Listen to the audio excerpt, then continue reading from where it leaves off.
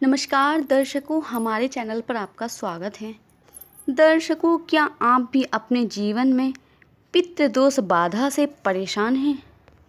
तो आइए हम आपको बताते हैं क्या होता है पितृदोष, इसके उपाय और पितृदोष के लक्षण। आइए, पितृदोष बाधा आखिर क्या होती है? पितृदोष बाधा का अर्थ ही होता है कि आपके पूर्वज आपसे कुछ अपेक्षा रखते हैं। ऐसा माना जाता है कि आपके पूर्वजों के कर्मों का भुगतान आप कर रहे हैं। ऐसा भी माना जाता है कि आपके पूर्वजों और कुल परिवार के लोगों से जुड़ा हुआ दोष ही पितृदोष होता है, क्योंकि हमारे पूर्वजों का लहू हमारी नसों में बहता है। इसलिए ऐसा माना जाता है कि कभी कभी आपके पूर्वजों ने जो कोई भी जाने अनजाने में कोई गलती की हो तो उसका भुगतान आप कर रहे होते हैं। यही पितृदोष होता है। अब जानते हैं पितृदोष का लक्षण क्या होता है। पूर्वजों के कारण वंशजों को किसी प्रकार का कष्ट ही पितृदोष माना जाता है। जब पितृदोष होता है तो ऐसे समय में धन का अभाव बना रहता है। ये भी एक पितृदोष का ही लक्षण होता है। पितृदोष के कारण मनुष्य के सांसारिक जीवन में बाधा सी बनी रहती हैं। ऐसे मनुष्य को आध्यात्मिक साधनाओं में बाधाएं आती रहती हैं। पितृदोष का सबसे बड़ा लक्षण यह भी होता है कि आपको ऐसा लगता है जैसे कि कोई अदृश्य शक्ति आपको परेशान कर रही हो। तो यह भी पितृदोष का सबसे बड़ा लक्षण होता है। आपको ऐसा लगता है जैसे कि कोई अदृश्य शक्ति आपकी हर समय बात सुनती रहती हो, जैसे आपके पास में कोई बैठा हुआ आपकी बातें सुनता रहता हो। तो यह भी पितृदोष का एक सबसे बड़ा लक्षण माना जाता है। ऐसा माना जाता है कि यदि किसी जन्म कुंडली में पितृदोष होता है तो ऐसे व्यक्ति की तरक्की रुकी सी रहती है।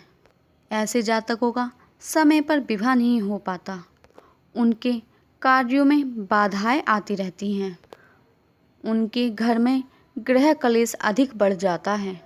यह भी पितृदोष का लक्षण माना जाता है। पितृदोष का सबसे बड़ा एक लक्षण यह भी होता है कि जिस व्यक्ति की जन्म कुंडली में पितृदोष होता है उसको जीवन एक उत्सव की जगह संघर्ष सा लगने लगता है। ऐसे व्यक्ति को जीवन में शांति और सुकून कहीं नहीं मिल पाता। ये भी पितृदोष का सबसे बड़ा लक्षण माना जाता है। जिसके घर परिवार में पितृदोष होता है उसके घर में हर समय बीमारी सी लगी रहती है।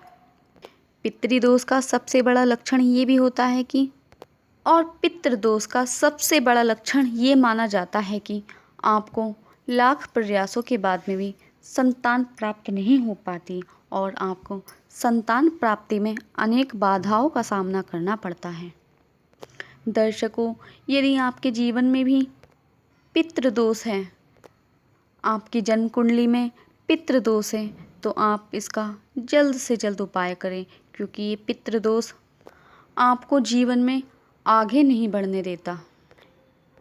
हर कार्यों में बाधाएं अड़चने पैदा करता रहता है। इसलिए यदि किसी की जन्म कुंडली में पितृदोष होता है तो उसको जल्द से जल्द ही पितृदोष के उपाय कर लेने चाहिए।